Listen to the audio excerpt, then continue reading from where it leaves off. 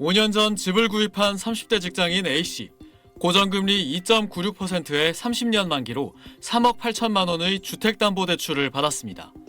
그런데 5년이 지나 지난달 변동금리로 바뀌면서 금리는 5.25%로 2배 가까이 뛰었고 매달 160만 원 수준이던 원리금은 200만 원으로 올랐습니다.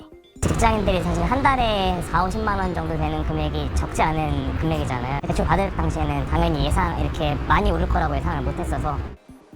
국내 예금은행의 지난달 주담대 금리는 신규 취급액 기준 평균 4.32%로 5개월 연속 상승했습니다.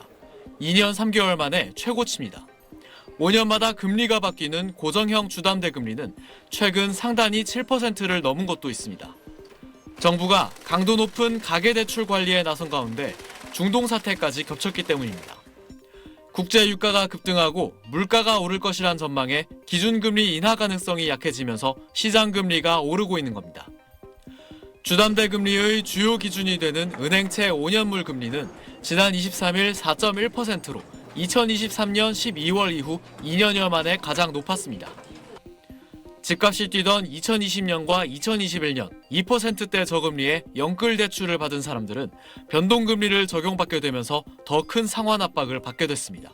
중동전쟁 장기화로 물가 상승이 가속화되고 채권금리가 올라가면서 은행채 금리도 올라가고 이게 가계대출 금리까지 올라가고 결국에는 이게 소비 위축으로 이어지는 구조적인 악순환이 중동전쟁 불확실성에 더해 신현송 차기 한국은행 총재의 통화정책도 긴축기조일 것이란 예상이 많아 당분간 금리 상승 압박은 계속될 전망입니다. SBS 이태원입니다. 항상 같은 금액으로 주유하는 장성윤 씨. 이란 전쟁 여파로 껑충 뛴 기름값에 더 자주 주유소에 오게 됩니다. 기름값이 제일 체감이 되고요. 왜냐하면 차를 몰고 다니니까. 네. 기름값이 또 오르면 어떡하나 해서 일단은 채워넣자 하고 온 거예요.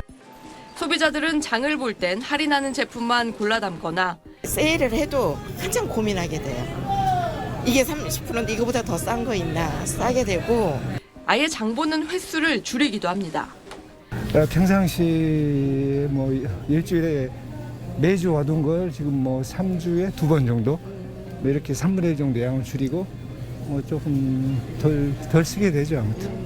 한국은행이 이란 전쟁이 시작된 뒤 지난 10일부터 17일까지 조사한 이달 소비자 심리 지수는 107로 나타났습니다. 지난달보다 5.1포인트 떨어졌는데 지난 2024년 12월 계엄 사태 이후 가장 낙폭이 컸습니다. 소비자 심리 지수는 경제 상황에 대한 사람들의 심리를 종합적으로 나타내는 지표로 전쟁으로 인한 물가 상승과 경기 둔화 우려 등이 반영된 것으로 분석됩니다. 이달에는 향후 경기 전망과 현재 경기 판단 항목이 특히 많이 떨어진 걸로 나타났습니다.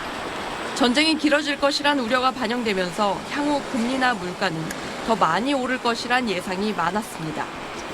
정부는 전쟁 장기화에 대비해 청와대 내 비상경제상황실을 설치하고 국무총리를 본부장으로 하는 비상경제본부를 가동하기로 했습니다. 중동발 경제 영향이 확대되고 있습니다. 이제는 상황 장기화에 대비해 최악의 상황까지 포함하여 범정부 차원의 선제적 대응 체제를 비상경제본부 산하에는 물가와 에너지 수급, 금융시장 안정 등을 담당하는 5개 실무 대응반이 운영됩니다. SBS 김혜민입니다.